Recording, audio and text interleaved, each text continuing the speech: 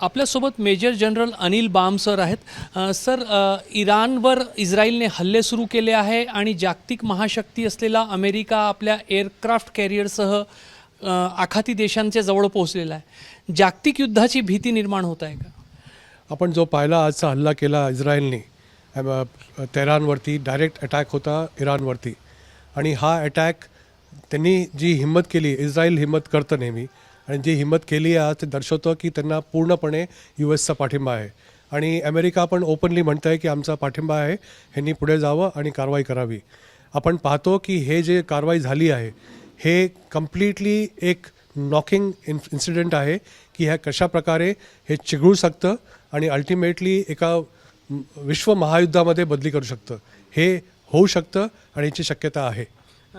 जे इराणचे सर्वोच्च नेते आहे आयातुल्ला खोमनेई, त्यांच्या जे काही राहण्याचे ठिकाण आहे त्याच्या जवळसुद्धा काही हल्ले झालेले आहे आणि अगदी इराणच्या नेतृत्वाला टार्गेट केलं जात असल्यामुळे इराणच्या सपोर्टमध्ये नेहमीच दिसणारे रशिया आणि चीनचा याच्यामध्ये समावेश लवकरच होईल, याची शक्यता किती आहे? आपण जसं म्हणालात की अगदी खरं आहे की ज्या इस्रायलचे मिसाईल्स आणि रॉकेट्स फायर केलेत हे कम्प्लिटली आयातुल्ला खोमेनीचे जे हेडक्वार्टर्स आणि रेसिडेन्शियल एरिया आहे ह्याच्या अवतीभोवतीच फायर केलं आहे. ह्यांचं टार्गेट आयातुल्ला खोमेनी होता.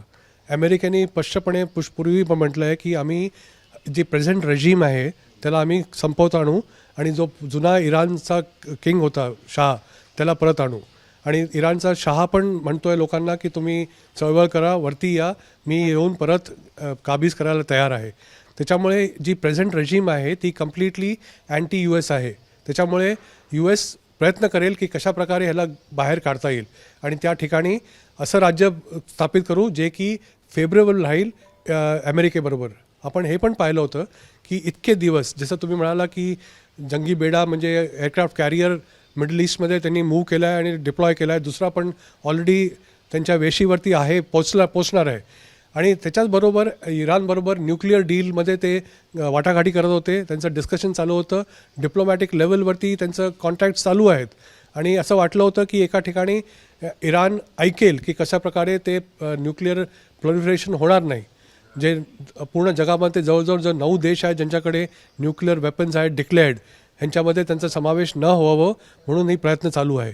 पण आता जे आज झालं आहे ह्याचे परिणाम खूप दूरगामी आहेत आणि 100% चायना आणि रशिया फॉर शुअर ह्याच्यामध्ये झेप घेतील, कारण इराणनी ऑलरेडी ह्या दोन्ही मोठ्या सुपर पॉवर्सकडे झेप घेतली असणार. अमेरिकेला इराणचा जो जुना राजा आहे शाह त्याला आणायचा आहे, मात्र रशिया पण खोमनेईला हटू देणार नाही. हे दोन जागतिक शक्तींमधला टसल असा निर्माण होऊ शकतं. ॲब्सोल्युटली. आपण पाहतो की कधीही पण जेव्हा इराण वर्सेस इस्रायल किंवा हमास वर्सेस इस्रायल किंवा anybody in the middle east versus Israel होतं तर रशिया आणि चायना नेहमी मिडल ईस्टच्या कंट्रीजला सपोर्ट करतं. आणि हे नोन फॅक्ट आहे आणि हिस्टॉरिकली प्रूव्हन आहे की ह्यांनी इराणचा नेहमी साईड दिला आहे.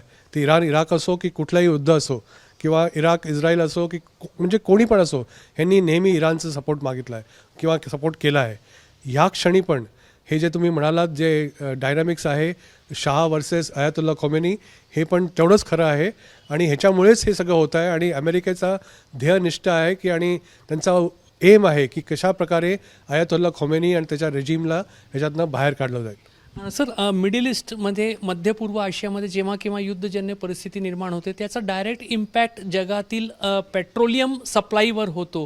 आणि गेल्या काही दिवसांपूर्वीच व्हेनेझुएलावर अमेरिकेने नियंत्रण मिळवत तिथला तेल साठा जो आहे तो आपल्या नियंत्रणाखाली घेतलेला आहे. त्यामुळे आखाती देशांमध्ये युद्धजन्य परिस्थिती निर्माण करण्यामागे अमेरिकेचे काही आर्थिक हेतूसुद्धा असू शकतात. अमेरिका नेहमी आर्थिक हेतूच पाहतो. त्यांचं असं म्हटलं जातं, मला कोट नका करू पण तरी मी बोलतो आहे, 10 लोकांमध्ये लढाई लावतात, आपले शस्त्र विकतात आणि आपलं इकॉनॉमिक्स बेहतर करतात. व्हेनेझुएला जसं तुम्ही सांगितलं हे पण तेच काय कारण आहे. व्हेनेझुएलामध्ये इतका अनरेस्ट नव्हता जितका की ते दाखवला गेला. आणि जर का मोड्रोला त्यांनी जाऊन तिथे कारवाई करून त्यांना उचलून परत अमेरिकेत आणलं आणि आता त्याला सेंटेन्स पण केलं आहे. आणि असं दाखवलं जातं की पूर्ण व्हेनेझुएला ह्याच्यामध्ये खुश आहे. आणि इनिशियली ज्या व्हाईस प्रेसिडेंटनी बोलणं केलं होतं आणि थोडाफार आवाज केला होता तिलाही त्यांनी चूप केलं. आणि ती आता अमेरिकेकडनं बोलते आहे कारण तिला तिथे सर्वाईव्ह व्हायचं आहे. आणि हे का केलं? Completely because of oil. आणि आता तुम्ही पाहता की जो आपल्या भारतावरती आजकाल कोणी दबाव टाकू शकत नाही, प्रयत्न करतात, पहिले दिवसचे गेले. त्याच्यामुळे आता तुम्ही पाहता की रशियाकडनं ऑइल न घेता आता त्यांनी आपल्याला कन्व्हिन्स केलं आहे की तुम्हाला ऑइल आम्ही स्वस्त दरामध्ये थ्रू व्हेनेझुएला देऊ. भारतात त्याच्यामध्ये विन विन सिच्युएशन आहे, आपल्याला काहीच हरकत नाही. पण पुढे जसं तुम्ही म्हणालात, मिडल ईस्टमध्ये जेव्हा कधी काही कारवाई होते आणि जो मॅक्सिमम टाईम अमेरिकन स्पॉन्सर्ड असतं, it is all oil related. इस्रायलवरही हल्ले होऊ शकतात.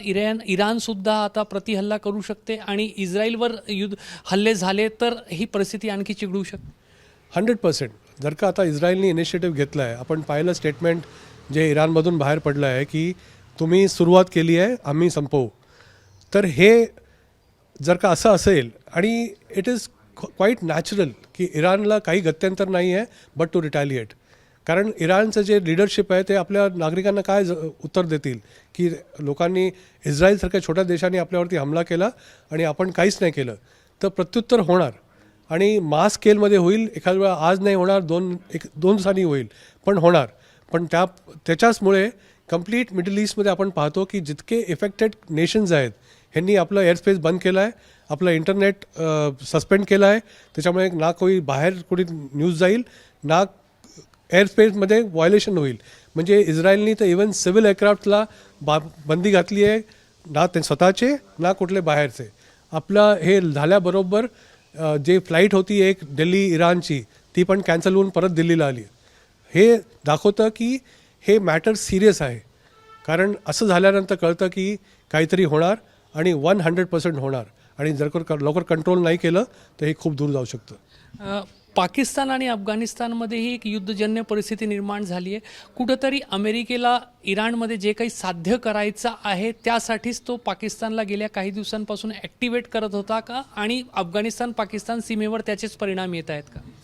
हे सगळं नेहमी कनेक्टेड असतं. हे असं इन आयसोलेशन आणि योगायोग म्हणता येत नाही. हे नेहमी कुठे ना कुठे काही ना काही त्याचा परिणाम असतो. जर का अफगाणिस्तान तालिबाननी बॉर्डर एरियाजवरती ज्या अटॅक केला आहे, जितकं पण आहे खैबर पख्तूनवा आणि पूर्ण त्या एरियामध्ये, तर आपल्याला पाहायला मिळतं की, आणि क्लेम झाला आहे आणि झालेलं आहे, म्हणजे व्हिडिओज आहेत की जवळजवळ 12 ते 13 चौक्या त्यांनी काबीज केल्या आहेत आणि त्यांनी क्लेम केलं की 55 सोल्जर्स मारलेत. म्हणजे एका देशासाठी की एका रात्रीमध्ये जर का त्याचे 55 सोल्जर्स मारले जातात, ह्याच्यावर मोठी नाचक्की नाही होऊ शकत. हे बहुत बेइज्जती की बात है. आता ऑफकोर्स पाकिस्तान नेहमीप्रमाणे ते ॲक्सेप्ट नाही करत. त्यांनी म्हटलं की आमचे 13 शहीद झाले आणि माहीत नाही किती तालिबानचे लोकांना आम्ही हलाक केला आहे. ह्या शब्द दोन्ही वेगळे असतात, शहीद आणि हलाक, आणि त्यामुळे ते कव्हरेज आहे आणि ते म्हणतात आम्ही मोठा हल्ला करू. पण हे डायव्हर्जनी टॅक्टिक्स पण होऊ शकतं. आणखीन एक गोष्ट आपल्या लक्षात ठेवायला पाहिजे, टायमिंग्स ऑफ अटॅक. आज जर का इस्रायलनी अटॅक केला आहे, काल आणि परवापर्यंत आपले देशाचे प्रधानमंत्री इस्रायलमध्ये होते. आय एम शुअर तेव्हा काहीच होऊ शकत नाही, कारण जेव्हा एका दुसऱ्या मोठ्या देशाचा राष्ट्राध्यक्ष किंवा प्रधानमंत्री देशामध्ये असतो तेव्हा हे अशी कारवाई होत नाही. आणि अशा वेळा जो अपोजिंग देश असतो, फॉर एक्झाम्पल इराण, थोडा गाफील असतो की things seem to be normal, की एक दुसऱ्या देशाचा प्राईम मिनिस्टर आपल्याकडे येऊन गेला आहे आणि त्याच्यामुळे आता सध्या काही होणार नाही. पण अमेरिका हेच वाट पाहत असतो की, कारण कुठल्याही युद्धामध्ये सरप्राईज खूप इम्पॉर्टंट असतं आणि ते आज इस्रायलनी अचीव केलं. अखेरचा प्रश्न, भारतावर याचे काय परिणाम होतील? कारण आपण मिडल ईस्टच्या तेलावर तर अवलंबित आहोत आणि इतर जे काही संबंध व्यापारिक आहेत त्यावरही आपली डिपेंडन्सी मिडल ईस्टवर असते. तिथे युद्धजन्य परिस्थिती निर्माण झाली तर त्याचे भारतावर आर्थिक परिणाम काय होतील? आर्थिक परिणाम डेफिनेटली होणार, कारण अल्टिमेटली ऑइल हे खूप मोठी इकॉनॉमीचा स्रोत आहे, ज्याच्यामध्ये पैसे येतात जातात, घेणराण होते. आणि जर का ऑइलवरतीच अटॅक केला आहे, आणि आपण जेव्हा कधी पाहिलं आहे अमेरिकेने जे काही केलं आहे, इराक असो की कुठलाही देश असो, जेव्हा अटॅक केलं, कारण काही असू शकतो, वेपन्स ऑफ मास डिस्ट्रक्शन म्हणून इराकमध्ये घुसले होते. एम काय होता? एम होता की ऑइल वेल्सला कॅप्चर करायचं. व्हेनेझुएलामध्ये काय होतं, मुड्रो हा तानाशाह आहे, त्याला काढायचं. एम काय होतं? पेट्रोल होतं आणि ऑइल होतं. त्याप्रमाणे भारतावरती 100% इफेक्ट होणार. काही इमिजिएट होतील, काही दूरगामी होतील. जर का हे युद्ध चालत राहिलं पुढे, आणखीन चिघळलं, तर पूर्ण वर्ल्डमध्ये इकॉनॉमीवरती इफेक्ट होईल आणि भारताला पण डेफिनेटली ह्याची झळ पोचेल. तर इराण आणि इस्रायलमध्ये युद्धजन्य परिस्थिती निर्माण झालेली आहे. अमेरिकेच्या नियोजनाप्रमाणे हे सर्व होताना दिसत आहे. मात्र जर याच्यामध्ये दुसऱ्या महाशक्ती म्हणजेच रशिया आणि चीन उतरले तर परिस्थिती जी आहे ती नक्कीच सर्वांच्या हाताबाहेर जाण्याची शक्यताही नाकारता येत नाही. कॅमेरामॅन अतुल हर्डेसह रजत वसिष्ठ, एबीपी माझा, नागपूर. एबीपी माझा, उघडा डोळे बघा नीट.